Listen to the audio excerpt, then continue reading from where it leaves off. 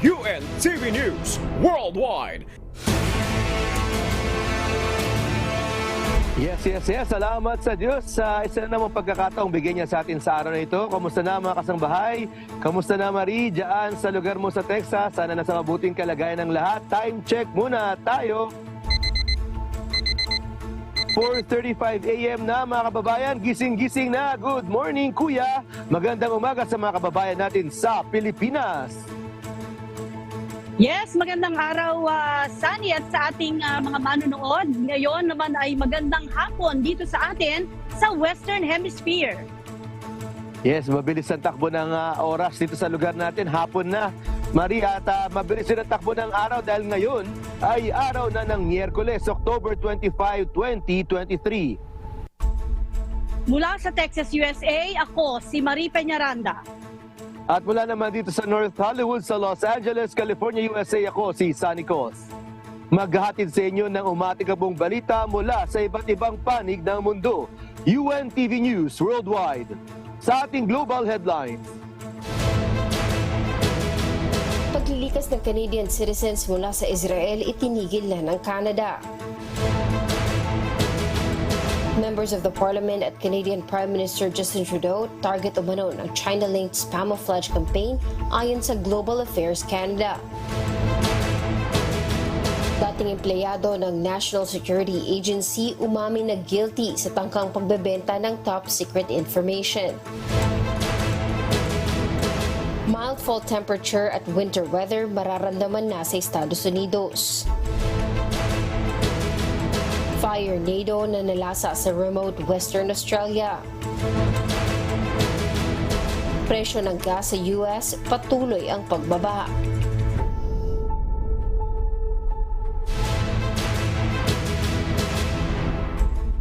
Una sa ating mga umaatikabong balita. Inanunsyo ng federal government ng Canada na itinigil nito ang evacuation efforts sa Israel. Ito ay upang paghandaan ng mas malaki pang evacuation operation. Mula sa Toronto, Canada, may umaatikabong balita si Orlin Quijano live.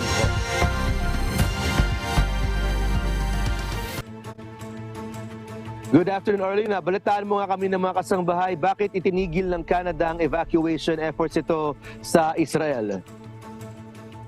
Good afternoon, Sunny. Noong Lunes, umalis ang huling Canadian Armed Forces evacuation flight mula Israel. Ito ay upang mapaghandaan naman ng Canada ang paglilikas ng mga citizens nito na nasa bansang Lebanon. Umabot na sa 16,500 Canadian citizens sa tinatayang nasa 40,000 hanggang 75,000 Canadians na naninirahan sa Lebanon ang nagrehistro sa gobyerno ng Canada kaugnay ng paglikas sa bansa. Mula kasi ng Hamas attack sa Israeli civilians noong October 7th at military response ng Israel sa Hamas sa Gaza, naglunsad ang Hezbollah ng airstrike sa mga targets nito sa northern Israel. Bunsod nito, rumesponde rin ng mga pag-atake ang Israeli Defense Forces sa tinatawag nitong Hezbollah missile launch site sa Lebanon. Ang Hezbollah ay ang Iranian-backed militia na namamahala sa ilang bahagi ng Lebanon. Ayon kay Lebanese Foreign Affairs Minister Abdallah Abu Habib, ayaw ng gobyerno ng Lebanon ng digmaan, subalit nangangamba sila sa pagkalat ng giyera sa Israel.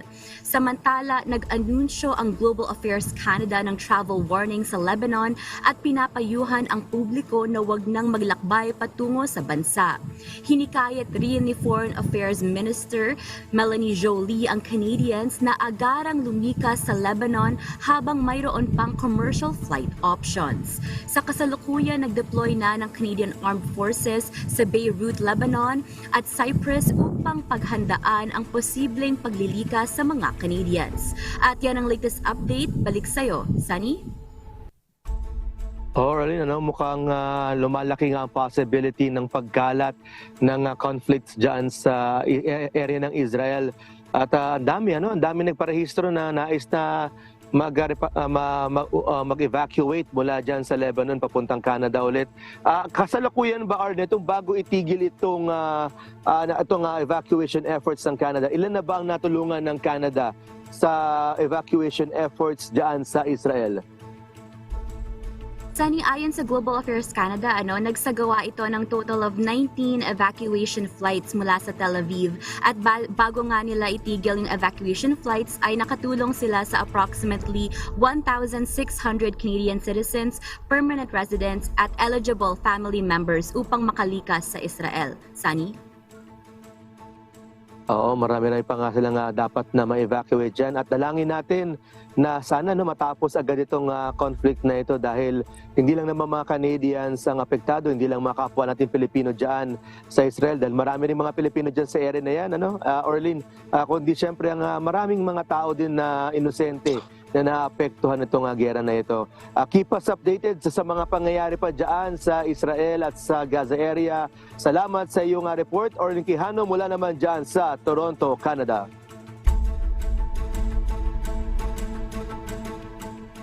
Samantala, Sunny, dito sa aking area ay parang bumabagyo, Pero kunin muna natin ito, kinumpirma ng Canada na malaki umanong posibilidad na konektado sa gobyerno ng China ang camouflage disinformation campaign laban kay Canadian Prime Minister Justin Trudeau, gayon din sa ilang miyembro ng Parliament. Ito ang matikabong balita ni Charles Corpus.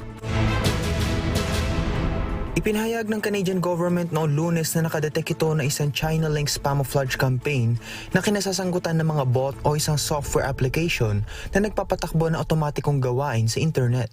Nagpo-post umano ang bots and disinformation at propaganda sa social media accounts ng mga miyembro ng Canadian Parliament, kabilang dito si Canadian Prime Minister Justin Trudeau. Ang camouflage campaign ay isang uri ng taktika na gumagamit ng bago at hijack social media accounts upang mag-post ng maraming mensahe at propaganda. Sa isang pahayag ng Foreign Ministry, nangyari umano ang camouflage campaign noong buwan ng Agosto at Setyembre kung saan maraming miyembro ng Parliament mula sa iba't ibang political spectrum ang tinarget ng kampanya. Ayon naman sa Global Affairs Canada o GAC, libo-libong komento sa English at French ang iniwan umano ng bots sa social media account ng mga MP. Kabilang na dito ang mga akusasyon laban sa MPs ng kriminal at ethical na paglabag. Akusasyon na weather weapon umano ng militar ng Estados Unidos ang nangyaring wildfire sa Hawaii at mga deepfake manipulated videos. Samantala, patuloy ang ginagawang pakikipagtulungan ng Canadian government sa social media platforms gaya ng X, Facebook, Instagram at TikTok upang alisin ang bots na may kaugnayan sa umano'y Chinese-linked camouflage campaign. Charles Corpus, UNTV News and Rescue. Diyos ang aming sandigan, serbisyo publiko ang aming pinahalagahan. Isa pang balita patungkol sa security, mga kasangbahay, inamin ng isang dating empleyado ng National Security Agency na tinangka nitong ibenta ang classified documents na inaakala nitong Russian agent. Subalit FBI agent pala ito. So, posibleng masentensya naman ng pagkakakulong ng hindi hihigit sa 21 taon at 10 buwan ang dating empleyado ng NSA. Ito ang umatikabong balita ni Era Angeles.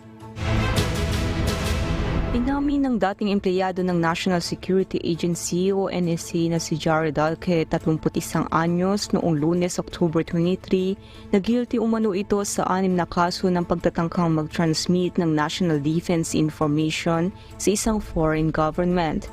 Ani ni Dalke, tinangka niyang magbenta ng kopya ng 3 classified documents na naglalaman ng impormasyong may markang top secret SCI o sensitive compartmented information noong Agosto at Setyembre ng taong 2022. Isang Army veteran si Dalke na nakatira sa Colorado. Nagsimula siyang maging empleyado ng NSA noong 2022. Batay sa ipinasang plea agreement ni Dalke, una nitong ibinahagi sa inaakalang Russian agent, subalit isang undercover agent pala ng Federal Bureau of Investigation ang ilang CP mula sa 3 classified files bilang paunang sample. Matapos ipakita ang sample ay humingi ito ng $85,000 kapalit ng lahat ng classified documents na aniya ay magiging mahalaga para sa Russia. Pumayag itong mag-transfer ng mas marami pang classified materials sa isang meeting sa Union Station sa downtown Denver at ipadala ang 5 pang files na may top secret information. Agad na inaresto si Dalke ng FBI agents. Sesentensyahan ang dating empleyado ng NSA sa darating na April 26 ng taong kasalukuyan. Sakaling mapatunayang guilty sa mga kasong isinampa laban sa kanya, maaari itong mapatawan ng pagkakakulong ng hindi higit sa 21 taon at 10 buwan ayon sa prosecutors. Era Angeles, UNTV News and Rescue. Diyos ang aming sandigan, serbisyo publiko ang aming pinahahalagahan. Usapang climate naman tayo, nagdulot ng malalang air pollution ang weather sa Thailand. Kaya naman nagbigay ng ilang tips ang pamahalaan upang makaiwas sa masamang hangin na ito. Ito ang umatigabong balita ni Rowena Diaz. Nagbabala ang Pollution Control Department na mas lalala ang air pollution o ultrafine dust level sa Thailand. Tatagal din nila ito hanggang sa February sa susunod na taon. Ayon sa departamento, mas lalala ito kumpara noong 2022 dahil sa drier weather na nararanasan ng bansa ngayon. Ayon kay Pansak Tiramongkol, Air and Noise Quality Director Department, ang pangunahing dahilan ng pagtaas ng ultrafine dust level ay ang usok mula sa mga sasakyan. Kamakailan rin ay nagsabi ang Industry Ministry na ang pagsunog ng sugarcane ay nagdudulot rin ng ultrafine dust pollution na nakaapekto ng halos 44 million katao sa loob ng 6 na buwan kada taon. Payo naman ng the Pollution Control Department sa mga lugar na mataas ang level ng fine dust o air pollution na iwasan ang anumang pagsusunog, gumamit ng mga vehicle kung kailangan lang, alagaan ang kalusugan, at palaging i-check ang air quality bago lumabas ng bahay. Pinapaiwas din ng mga residente sa mga apektadong lugar ang pagsasagawa ng mga outdoor activities, gumamit ng protective mask, at kung nahihirapan ng makahinga ay kumonsulta na agad sa doktor o makipag-ugnayan o kumonsulta sa air pollution clinic sa mga hospital na affiliated sa Bangkok Metropolitan Administration. Rowena Diaz, UNTV News and Rescue, Thailand. Diyos ang aming sandigan, serbisyo publiko ang aming pinahahalagahan. Ayan, Sunny, speaking of weather news, inaasahan na ang mild temperature para sa fall week na ito dito sa Estados Unidos. Samantala, parating na ang winter weather sa hilagang US ngayong linggo na may dalang major snowstorm at bitter cold. Ito ang mga ating balita ni Abby Valdez. Mananatiling walang ulan hanggang sa weekend dahil sa high pressure na magtataklob ng ulap at ilalayo ang pag-ulan mula sa New England. Inaasahan din ang pagkakaroon ng mild na temperatura ngayong linggo. Bago uminit sa huling bahagi ng linggo na maaaring umabot sa 70 degrees Fahrenheit o 21 degrees Celsius, ay lumalamig na ang temperatura noong Martes ng umaga at naging sapat para sa frost sa Hilaga at kanlurang baybayin. Tinataya namang tatama ang unang snowstorm ng season sa mga bahagi ng Pacific Northwest at Hilagang Rockies bago lumipat sa Hilagang Plains sa mga susunod na mga araw. Posibleng umabot hanggang 2 talampakan ng niebe sa ilang lugar ayon sa National Weather Service. Habang nagpaalala ang AccuWeather na maaaring humantong sa travel disruptions ang bagyo. Matapos dumaan ang bagyo ay bitter cold temperatures ang inaasahang mararamdaman sa malaking bahagi ng Hilagang Rockies at Hilagang Plains sa susunod na linggo. Abby Valdez, UNTV News and Rescue. Diyos ang aming sandigan, serbisyo publiko ang aming pinahahalagahan. Tuloy tayo sa climate at weather stories habang nakakaranas kila Marin ng bagyo at malamig na weather naman sa northern parts ng Amerika. Isang fire tornado o firenado ang nag-iwan ng trail of destruction sa St. George's Ranges sa Western Australia. Karaniwang dust particles ang dala ng Willy Willy o tinatawag ding dust devil, subalit sa naturang twister phenomenon, apoy ang daladala nito. Nilamon ng firenado ang 6.5 kilometrong scrubland sa loob lamang ng 15 minuto. Itinuturing ng Western Australia State Department of Fire and Emergency Services o DFES na kahina-hinala ang pinagmulan ng tornado-like formation. O, Sani, ito lang ang challenging talaga dito sa area natin sa Texas. Napaka-unpredictable ng weather. Pero patuloy naman tayo sa pagbabalita. At good news ito, no? Patuloy ang pagbaba ng presyo ng gas sa Estados Unidos. Sa kabila naman ito, Sani, ng nararanasang global tension. Inaasahang bababa pa ito ng hanggang $3.25 US dollar cents per gallon sa katapusan ng buwan. Ito ang umatikabong balita ni James Bontuyan. Galing sabay ng fall season sa Estados Unidos ang pagbaba ng presyo ng gas sa iba't ibang mga estado ng bansa. Sa kabila ng mga global tensions na nagdudulot ng mga pangamba sa merkado, patuloy pa rin ang nakikitang pagbaba ng presyo ng gas sa bansa. Noong nakaraang linggo, bumaba ang presyo ng gas ng 8 sentimo sa 3.56 US dollars o 201.96 pesos kada galon. Lalabas, 32 sentimo na ang ibinaba ng presyo ng gas mula sa presyo nito na 3.88 US dollars o 220.11 pesos noong nakaraang buwan. Subalit itinuturing na mabagal ang naging pagbaba ng presyo ng gas kaysa inaasahan. Bunsod ito ng nangyayaring giyera sa pagitan ng Israel at Hamas na nagiging dahilan ng pananatili ng presyo ng gas sa mid-80s US dollars kada bariles. Samantala, batay sa forecast ng Oil Price Information Service Chief Oil Analyst at Global Head of Energy Tom Cloza, maaaring asahang bumaba ng hanggang 3.25 US dollars o 184.37 pesos ang presyo ng gas kada galon sa katapusan ng buwan. James Bontoyan, UNTV News and Rescue.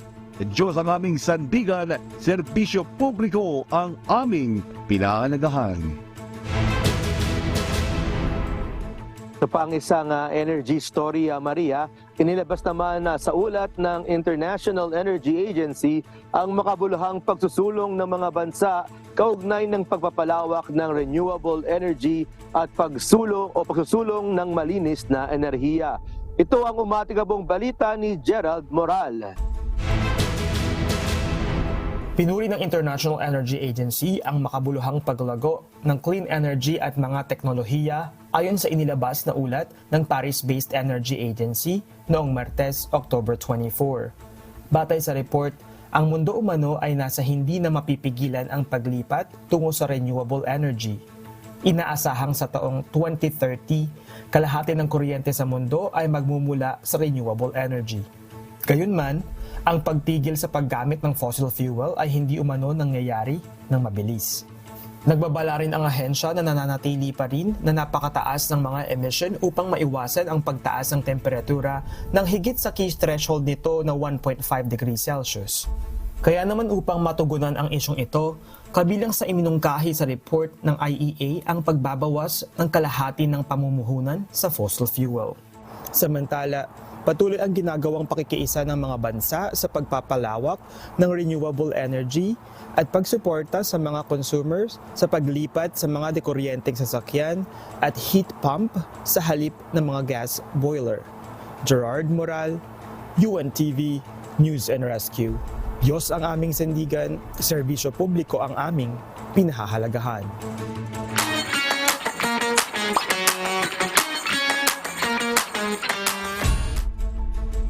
Public service naman tayo para sa ating mga OFWs. Gaganapin ang 2-day Filipino-Canadian Professional Convention 2023 sa Ontario, Canada. Samantala, tatanggapin na ang driver's license bilang identification sa mga mag-a-apply ng passport sa Philippine Embassy sa Doha, Qatar. Ito ang umatikabong balita ni Lynn Perez. What's up, kabayan? Inimbitahan ng ating mga kabayan sa Ontario, Canada na dumalo sa Filipino-Canadian Professionals Convention 2023. 2 araw ang event na ito mula October 27 to 28. Magkakaroon ng job fair sa October 27 mula alas 3 ng hapon hanggang alas 7 ng gabi at convention naman sa October 28 mula alas 8 ng umaga hanggang alas 2 ng hapon. Para sa kompletong impormasyon, bumisita lamang sa official Facebook page ng Philippine Consulate sa Toronto sa facebook.com/PH in Toronto. Magsasagawa ng serbisyong linggo sa Philippine Consulate sa Milan, Italy sa October 29 mula alas 9 ng umaga hanggang alas 5 ng hapon. Pinapayuhan ng mga kababayan natin na kumuha ng appointment sa link tr.ee/serbisyong linggo para sa mas mabilis at epektibong serbisyo. Para sa kumpletong impormasyon, bumisita lamang sa official Facebook page ng Philippine Consulate sa Milan sa facebook.com/PHL in Milan. Tatanggapin na ang Philippine Driver's License bilang identification sa pagkuha ng passport sa Philippine Embassy sa Qatar. Maaari ring tanggapin ang temporary license in paper format kung kasamang most recently expired driver's license card. Samantala, nagbabala naman ang Philippine Embassy sa Singapore hinggil sa Facebook page na Lending PH63. Ayon sa pasuguan, ang FB page na ito ay walang pahintulot upang gamitin ang mga pangalan at official seals ng Philippine Embassy, Polo, SEC at iba pang government agencies. Hindi rin umano konektado ang anumang government agency sa FB group na ito. Pinapayuhan ng publiko na mag-iingat at i-report sa embahada ang anumang kahina-hinalang FB pages na gumagamit ng pangalan ng government agencies. At yan muna po ang latest mga kabayan. Ako pong muli si Lynn Perez para sa UNTV News and Rescue. Diyos ang aming sandigan. Serbisyo publiko ang aming pinahahalagahan.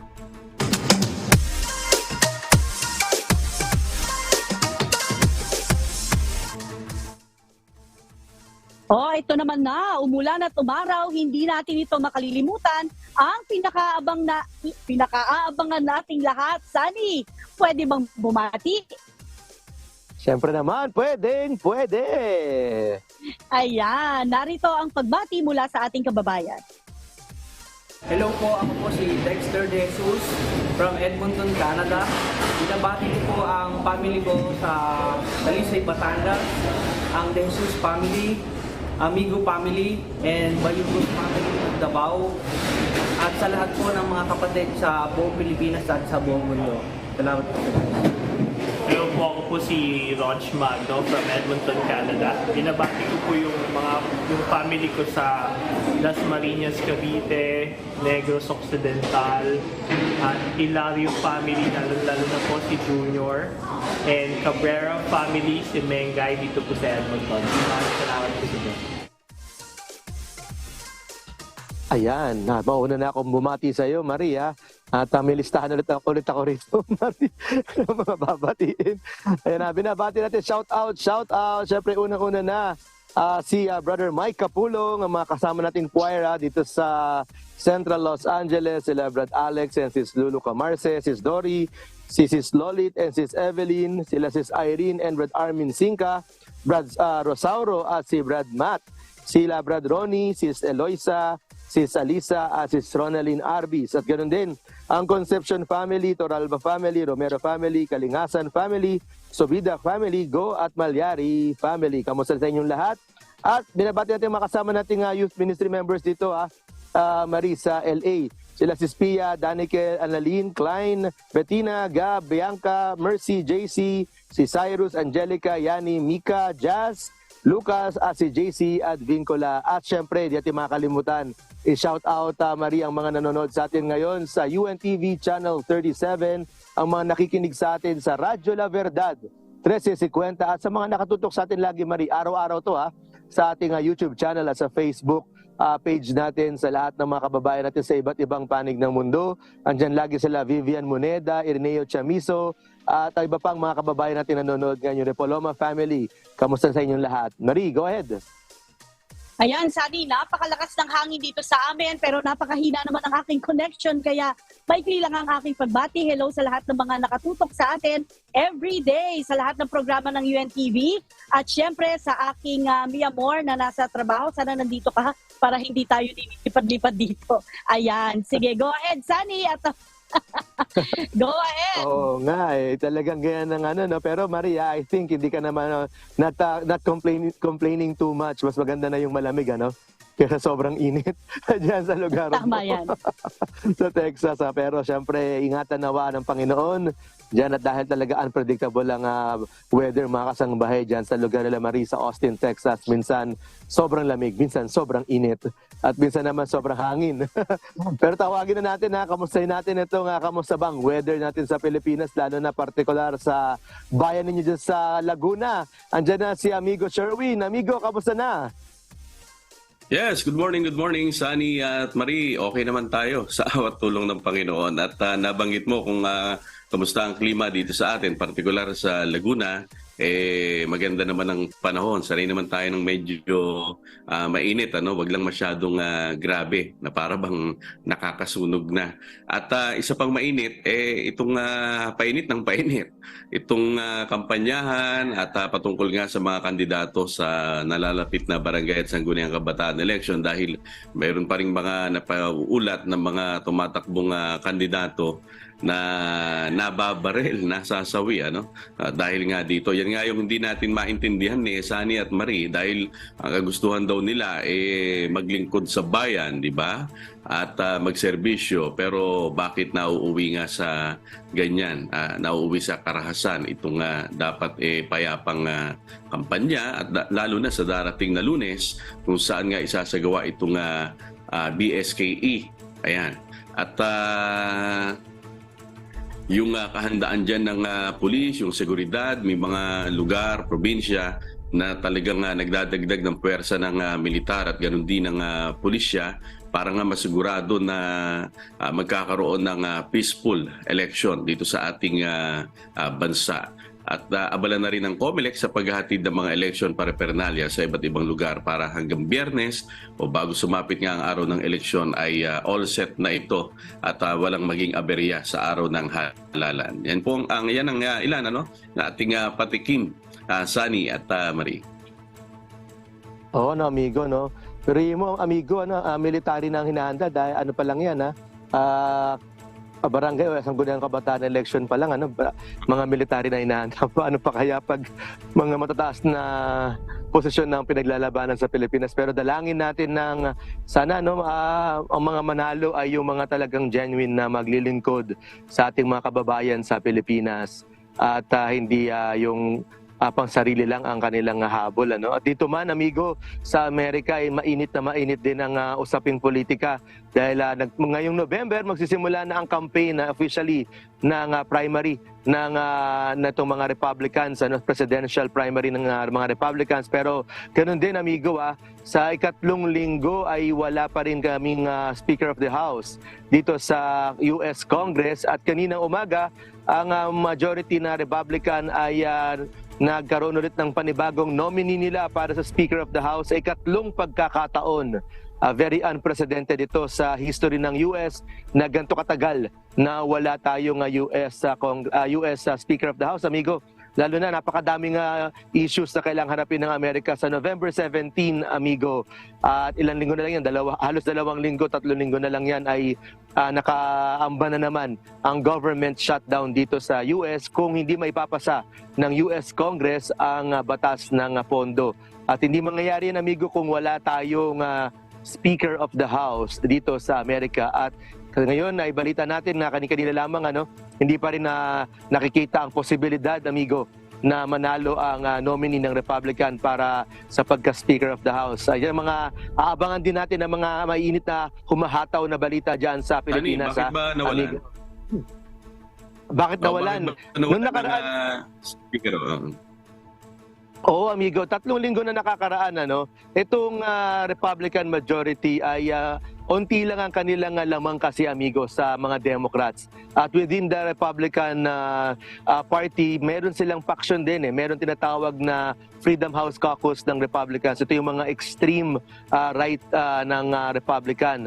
Na ang gusto nila mangyari, amigo, ay walang anumang negotiation na gagawin sa mga Democrats kung hindi papayag ang mga ito sa kanilang gustong gawin sa pondo ng Amerika, which is tanggalin ang pondo para sa Ukraine, sa Israel, at bawasan din ang pondo para sa border ng Amerika at ng Mexico. Ngunit kung hindi ito ipapasa, amigo, ang kabuuan ng pondo ng Amerika, pati na yung federal budget sa mga social services ay hindi mangyayari at mawawalan ng pondo, magkasara ng gobyerno ng Amerika. Kaya ang ginawa ng Speaker of the House dati si Kevin McCarthy ay nakipagnegosasyon ito sa mga Democrats, amigo, para maipasa itong tinatawag natin continuing budget ito na temporary na hanggang November 17 nga, para maiwasan yung partial shutdown, amigo, ng federal government, which is the day after nang maipasa ito, amigo, ang itong mga Republicans na extreme right nga ay nagpasa ng motion to vacate itong Speaker of the House seat. At nanalo naman, amigo, dahil hindi rin naman bumoto para sa kanya kay Speaker House, dating Speaker Kevin McCarthy ang mga Democrats, at karamihan ng mga Republican, which is very weird, amigo, dahil dapat sila ang majority. Pero ito nga ang kinalalagyan natin ngayon, pangatlo na to, amigo, na nominee ng mga Republicans para sa House Speaker, at hindi pa rin sila nagkakasundo. Yung pangalawa nilang nominee, yung ating pangalawa sa lineup ng Republican ay nag-back out dahil mahigit 20 ang hindi boboto sa kanya. Itong pangatlong nominee, pangalawang nominee, si Jim Jordan, hindi rin, nag-back out na rin. Itong araw na ito, si Congressman Emmer ang nanalo, yung Republican whip, para maging nominee nila. At titingnan natin, amigo, kung makakalagpas ito ngayong araw sa pagbobotohan ng bagong Speaker of the House. Ngunit sa huli nating balita, amigo, ay hindi pa rin niya abot ang bilang ng majority ng mga Republicans para manalo. Dahil tandaan natin, slim lang ang majority ng Republicans against Democrats. 4 lang, amigo, na hindi bumoto sa kanya sa mga Republicans, hindi na siya mananalo bilang Speaker of the House, amigo. Yan ang sitwasyon namin dito sa Amerika. Alright, sige, amigo, abangan natin ang mga humahataw na balita sa buong Pilipinas. Salamat, amigo Sherwin, at sa ating mga correspondents mula sa iba't ibang panig ng mundo. Ayan, para naman sa ating mga kasangbahay, kung meron pa po kayong hindi napapanood na balita o nais ninyong muling tunghayan ng UNTV News Worldwide, maaari niyo po itong balikan sa aming mga official social media account. Yes, i-like at i-follow lamang ang UNTV News and Rescue Facebook account at i-click ang subscribe button sa UNTV News and Rescue YouTube channel. Mapapanood nyo rin po rito ang iba pang news programs ng UNTV, pati na ang iba pang videos ng nag-iisang public service channel. Kaya tara na po, subscribe, like, and share. At narito ang mga salita ng Diyos na maaari nating baunin sa pagpapatuloy ng araw na ito. Nasusulat sa Book of John chapter 6 verse 27.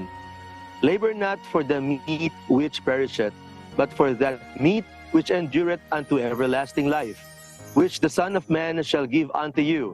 For him hath God the Father sealed.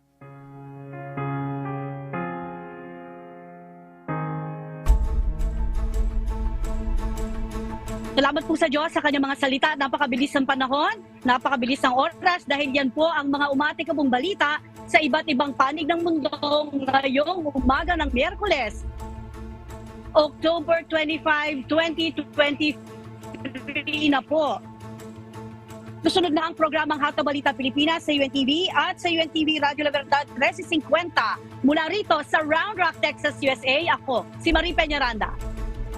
Ingatan nawa, Marie, sa bagyo dyan sa lugar ninyo. At sa ngalan ng lahat ng bumubuo ng UNTV News and Rescue at ng UNTV Radio La Verdad 1350. Mula naman dito sa North Hollywood, sa Los Angeles, California, USA. Ako naman si Sunny Cos. Dito sa UNTV at sa UNTV Radio La Verdad 1350.